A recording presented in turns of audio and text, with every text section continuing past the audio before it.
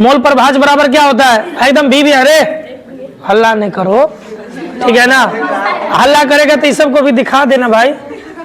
मोल प्रभाज जो है, हम किसी भी विलयन का मोल प्रभाज कैसे ज्ञात करते हैं? तो विलयन का मोल प्रभाज ज्ञात करने के लिए क्या है, यदि किसी विलयन में विलय के मोलों की संख्या स्मॉल n हो और विलायक के मोलों की संख्या क्या हो, कैपिटल N हो, तो कुल मोलों की संख्या क्या हो जाएगा? तो विलय के मोलों की संख्या और विलायक के मोलों की दोनों को जोड़ देंगे तो क्या हो जाएगा? कुल मोलों की संख्या। इसका मतलब है कि मोल प्रभाज भी दो प्रकार के होंगे, एक विलय का मोल प्रभाज होगा और दूसरा विलायक का मोल प्रभाज होगा। विलय का मोल प्रभाज बराबर क्या हो जाएगा? तो विलय के मोलों की बटा कुल मोलों की, और विलायक के मोल प्रभाज बराबर क्या हो जाएगा? विलायक के मोलों की संख्या बटा कुल मोलों की। अब देखिए जरा इन्हें फोकस करना बहुआ, ठीक है ना? सवाल हम आपको क्या दिए थे? हल्ला नहीं करो। अब इस फॉर्मूला पर एक सवाल दिए थे। सवाल क्या था कि एक जलीय विलयन है ना, ग्लूकोज का क्या है? जलीय विलयन है, जो भार के विचार से उसमें क्या है? 10% ग्लूकोज है ना। इसका मतलब है कि 90% उसमें क्या होगा? ये बात किसके विचार से पूछ रहा है? तो भार के विचार से पूछ रहा है। इसका मतलब कि उसमें 10 ग्राम ग्लूकोज होगा और 90 ग्राम क्या होगा? तो ग्लूकोज की मात्रा, ग्लूकोज विलय हो गया ना, तो विलय क्या हो गया बुआ रे? विलय हो गया ग्लूकोज ना। ग्लूकोज का सूत्र क्या होता है? C6H12O। ये कितना हो गया? 10 ग्राम। कितना हो गया? 10 ग्राम। अब विलायक हो गया पानी। विलायक पानी हो गया मतलब जल हो गया, मतलब H2O। ये कितना ग्राम हो गया बउआ? अब हम विलय के मोलों की संख्या और विलायक के मोलों की संख्या स्मॉल n निकाल लेते, तो मतलब ग्लूकोज का मोलों की संख्या C6H12O6 के मोलों की संख्या पता कर लेते, यानी स्मॉल n की बराबर क्या हो जाएगा? तो मोलों की संख्या बराबर फॉर्मूला आप लोग क्या जानते हैं? मोलों की संख्या बराबर विलय के मोलों की संख्या बटा कुल, यानी विलय के दिया गया द्रव्यमान बटा मोलों की संख्या बराबर फॉर्मूला क्या होता है? दिया गया द्रव्यमान बटा आणविक द्रव्यमान। तो फिर हम किसका? ग्लूकोज के मोलों की संख्या निकाल रहे हैं ना। तो मोलों की संख्या यहाँ चाहिए ना हमको। क्या कह रहा है? मोलों की तो हमको मोल की संख्या चाहिए ना भाई। विलय और विलायक के मोल की संख्या चाहिए ना। तो मोलों की संख्या किसका निकाल रहे हैं अभी हम? ग्लूकोज के मोलों की संख्या। और हम आपको मोलों की संख्या बराबर फॉर्मूला क्या पहले ही बता चुके हैं। मोलों की संख्या बराबर फॉर्मूला क्या होता है? दिया गया द्रव्यमान बटा आणविक। तो ग्लूकोज का दिया गया द्रव्यमान कितना है? तो 10 लिख दें।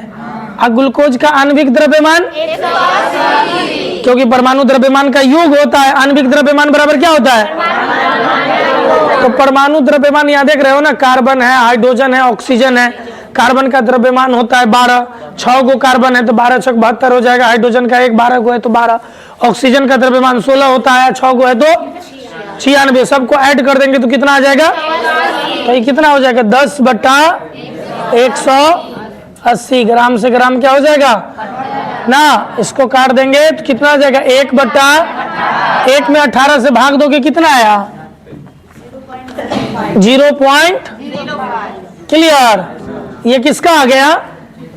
किसका आ गया? ग्लूकोज का आया। किसका आया? ग्लूकोज का। अच्छा से दिखा रहा है ना, इसकी ना रहा है ना, बढ़िया से जूम उम करके ला देना, ठीक है? ये प्रूफ के लिए रहेगा। ये सवाल आएगा 2027 में जो एग्जाम होगा ना आप लोगों का, उसमें मोल प्रभाज पूछेगा, इसीलिए इसका वीडियो बजाते डाल देंगे जी। दिखाई रहा ना पूरा साल तक, और सबका सीनो ले लेना कि सब पढ़ा है, बाद में कहेगा कि नहीं पढ़े थे। चलिए, तो ये किसका हो गया बुआ रे? केकर मोलों की संख्या निकल गया, मतलब आपका स्मॉल n निकल गया। अब कैपिटल N निकाल लेते हैं, मतलब पानी का H2O के मोलों की संख्या। सेम फॉर्मूला, कैपिटल एन बराबर क्या हो जाएगा? तो भाई विलेय पदार्थ की मात्रा कितना दिया हुआ है? विलेय नहीं, विलायक पदार्थ की मात्रा 90 ग्राम। अब बटा ये पानी का आणविक द्रव्यमान कितना है? गुड, आप लोगों को पता है 18 ग्राम। ग्राम से ग्राम घट गया, 90 में 18 से भाग दो, 18 बचे कितना आया? कितना? तो इस कैपिटल एन भी मिल गया 5। अब हमको कहता है विलय के मोल प्रभाज और विलायक, कहता है बिलियन में उपस्थित दोनों अवयव का मोल प्रभाज निकालिए। तो हम पहले किसका निकाल लेते हैं?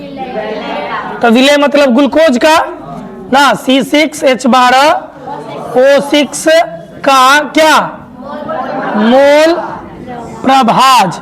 तो ये बराबर कितना हो जाएगा? मोल n बटा n प्लस, तो n का वैल्यू कितना आया? 0.0। अब बटा में 0.0 अब प्लस ये निकल गया किसका? ग्लूकोज का। अब किसका निकाल लें? पानी का मोल प्रभाज। ये बराबर कितना हो जाएगा? तो पानी की मात्रा कितना है? अब बटा कुल कितना हो जाएगा? 0.05 प्लस क्रियाक्रम करके इसका निकाल दोगे? तो बनाए हो आप लोग? कितना आया इसका? ग्लूकोज का कितना आया? ग्लूकोज का कितना आया? 0.009। और उसके बाद पानी का कितना आया? 0.0 ना। कोई और आदमी का? इसका कितना? सही से कैलकुलेशन करके लाइए। कितना है आपका? बट्टे में छोड़ दिया है। भाग दे करके क्लियर लाओ, भाग दे करके सारे आदमी लाइए। चलिए हो गया। एक नमूने में, अगला सवाल है, शराब के एक नमूने में आयतन के विचार से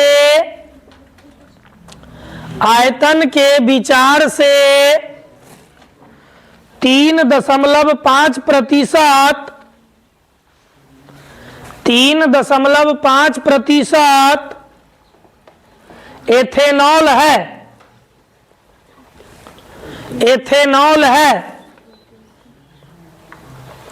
एथेनॉल फुल स्टॉप। शुद्ध इथेनॉल का घनत्व, शुद्ध इथेनॉल का घनत्व 0.79 gram by ml।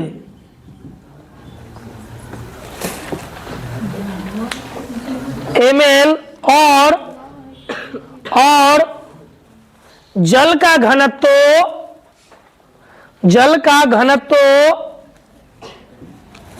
1.0 gram by ml।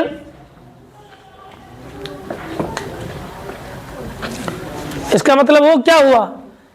0.1 ग्राम पर ml ना, ml है फुल स्टॉप। आयतन को योगात्मक मानकर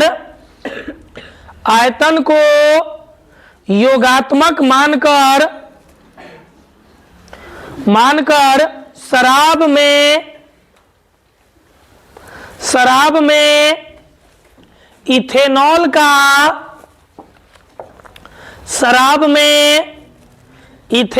का द्रव्यमान प्रतिशत ज्ञात करें। शराब में इथेनॉल का द्रव्यमान प्रतिशत ज्ञात करें। ये सवाल आप लोगों को बनाना है।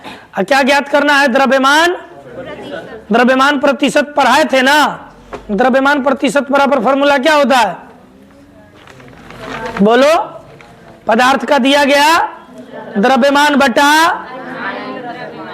द्रव्यमान प्रतिशत, दिया गया द्रव्यमान बटा कुल द्रव्यमान। अब प्रतिशत निकालना है तो गुना 100। द्रव्यमान को आपको सवाल में कह रहा है कि योगात्मक मानिए, तो योगात्मक मान करके इसको सॉल्व करिए, बनाइए। आप लोग भी जो ऑनलाइन वाले हैं, पढ़ लिए हैं, तो इसका उत्तर हमको जरा बताइएगा कमेंट बॉक्स में, ठीक है? तो द्रव्यमान बराबर आप लोग फॉर्मूला जानते हैं, क्या होता है? आयतन गुना। इथेनॉल का आयतन कितना दे ले? 3.5 कितना दे ले है? इसका घनत्व कितना दे ले है? 0.7। दोनों को गुना किए तो कितना आएगा? 2.765। ठीक है ना ग्राम। ये क्या आ जाएगा बुआरे? इथेनॉल का द्रव्यमान। और जब आपको इथेनॉल का द्रव्यमान मिल गया तो अब हमको क्या यूज करना? ठीक है ना, हम लोग जल का द्रव्यमान जान लेते हैं। तो जल का द्रव्यमान कितना होगा? जल का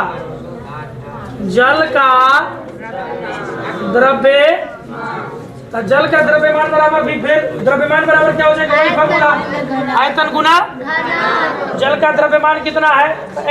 भार के विचार से पूछा था ना, तो भार के विचार से था, उसमें से क्या कर लेंगे हम लोग? 100% में से इथेनॉल को घटा लेंगे।